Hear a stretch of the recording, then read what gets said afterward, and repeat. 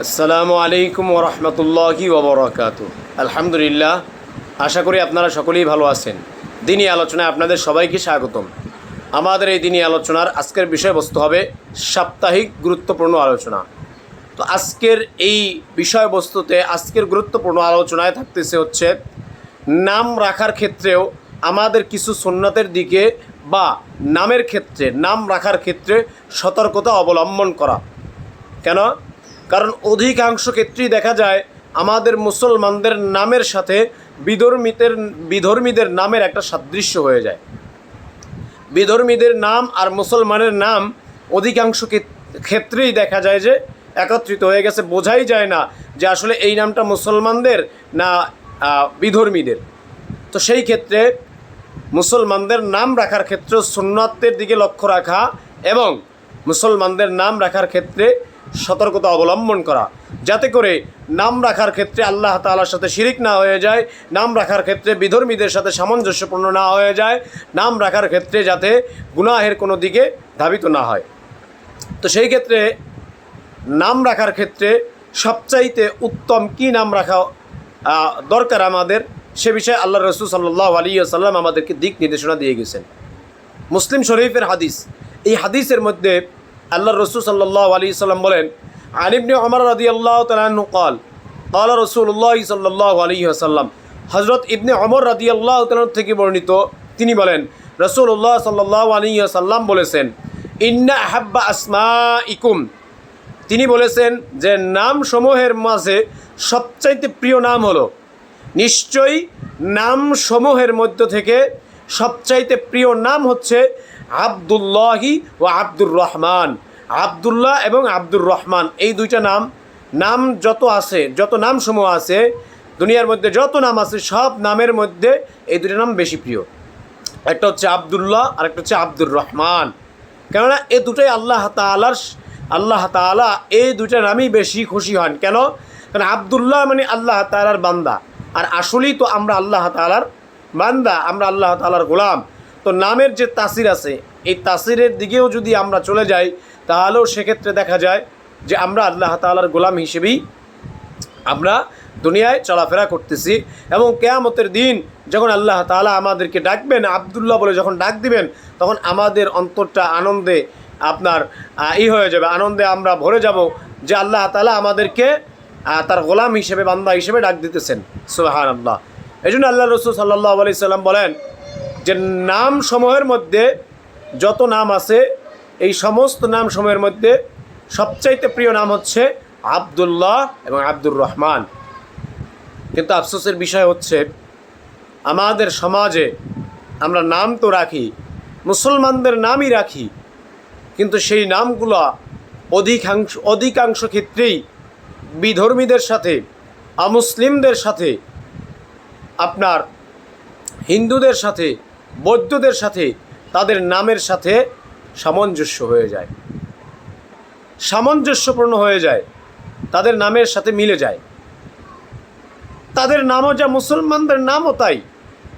কেন ভাই? আমাদের নাম তো হবে যেই নাম রাখলে আল্লাহ তাআলা খুশি হন, যেই নাম রাখলে রাসূলুল্লাহ সাল্লাল্লাহু আলাইহি ওয়াসাল্লাম খুশি হন। আমরা তো সেই ধরনের নাম রাখি না। আমরা নাম রাখি সেলিব্রিটিদেরকে অনুসরণ করে, পপ তারকাদের অনুসরণ করে, গায়কদের অনুসরণ করে। কেন ভাই? আমাদের কি আইডল নেই? সাহাবায়ে কেরাম রাদিয়াল্লাহু তাআলা আজমাইন, তারা কি আমাদের আইডল নন? তারা কি আমাদের উত্তরসূরি নন? তারপরে ইমামগণ, ফকিহগণ, এরপরে বিভিন্ন ধরনের বুজুর্গ, তারা কি আমাদের আইডল নন? তাহলে আমরা তাদের নাম অনুসরণ করে, তাদের নামে আমরা সামঞ্জস্য করে কেন নাম রাখি না? আমাদের নামগুলো কেন অধিকাংশ ক্ষেত্রে বিধর্মীদের নামের সাথে হয়? কেন ভাই একজন মডেলের নামের সাথে আমাদের নাম মিলে যায়? আমরা তো মুসলমান, আমাদের আত্মমর্যাদা তো সবার চাইতে বেশি। দুনিয়ার মধ্যে যত জাতি আল্লাহ তাআলা বানাইছেন তার মধ্যে মুসলমানদের আত্মমর্যাদা সবচাইতে বেশি।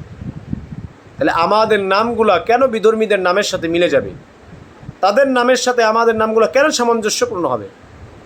না। এই জন্য আল্লাহ রসুল সাল্লাল্লাহু আলাইহি সাল্লাম বলছেন যে আমাদের নামগুলোর মধ্যে সবচাইতে প্রিয় নাম হচ্ছে, সবচাইতে পছন্দনীয় নাম হচ্ছে আবদুল্লাহ এবং আব্দুর রহমান।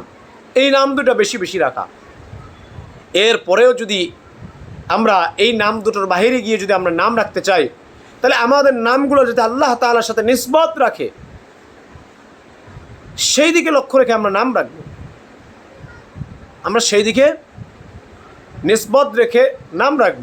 যেমন আব্দুল কুদ্দুস, তারপরে আব্দুর রাজ্জাক, এ ধরনের যে নাম আছে, আল্লাহ তাআলার সাথে সামঞ্জস্য করে আমরা তার গোলাম, সেটা প্রকাশ করার জন্য এই নামগুলো আল্লাহ তাআলার দিকে নিসবত দিয়ে রাখবো। এগুলো সুন্দর নাম।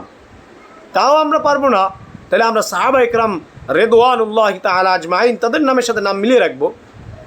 ওমর নাম রাখবো, আবু বকর নাম রাখতে পারি, আলী নাম রাখতে পারি, ওসমান ইবনে আফফান নাম রাখতে পারি, তারপরে খালিদ বিন ওয়ালিদ নাম রাখা যায়, জৈনুল আবিদিন, হাসান, হুসাইন, এ ধরনের বিভিন্ন সময় বিভিন্ন সুন্দর সুন্দর নাম সাহাবা ইকরামদের যে নামগুলো আছে, এই নামগুলো আমরা আইডল বানিয়ে আমরা রাখতে পারি, বা কোরআনে বর্ণিত কিছু নাম আমরা রাখতে পারি। কিন্তু না, আমরা সেটা করি না। আমরা এই নাম রাখার ক্ষেত্রেও পুরোপুরি আমরা পুরোপুরি অন্য মন মানসিকতা নিয়ে আমরা নাম রাখি। অসতর্কতামূলক আমরা নাম রাখি সব সময়ের জন্য। এজন্য এই নাম রাখার ক্ষেত্রেও আমাদের সতর্কতা অবলম্বন করা উচিত। অসতর্কতামূলক আমরা নাম রাখি, এটা আমরা না রাখি। আল্লাহ তাআলা আমাদের সবাইকে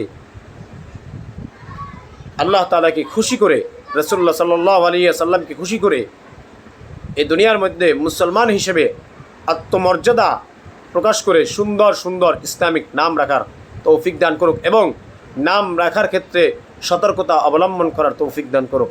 আমিন। ওয়া আখির দাওয়ানা আলহামদুলিল্লাহি রাব্বিল আলামিন। আসসালামু আলাইকুম ওয়া রাহমাতুল্লাহি ওয়া বারাকাতুহু।